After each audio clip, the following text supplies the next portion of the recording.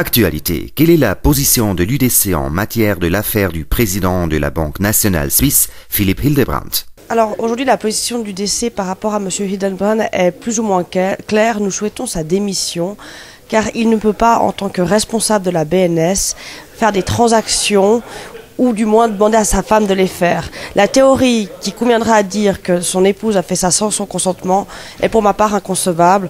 On ne peut pas acheter 500 000 dollars sur un compte sans qu'on soit au courant.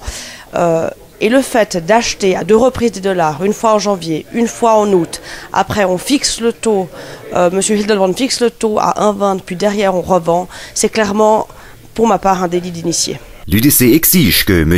Hildebrandt doit se retirer, mais l'UDC demande aussi la constitution d'une CEP. Est-ce qu'on ne doit pas attendre au résultat de cette CEP?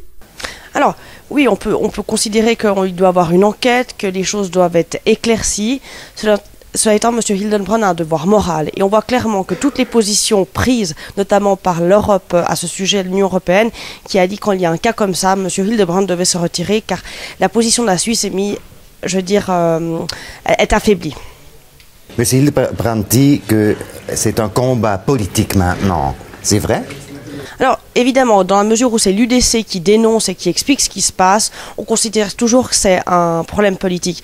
Mais je crois que si un autre parti avait vu ce qui se passait, les réactions et des médias et des autres partis politiques ne seraient pas la même. Et ça, ce n'est pas normal parce qu'on doit être très clair. L'UDC ne fait pas un combat politique, elle défend les intérêts de la Suisse.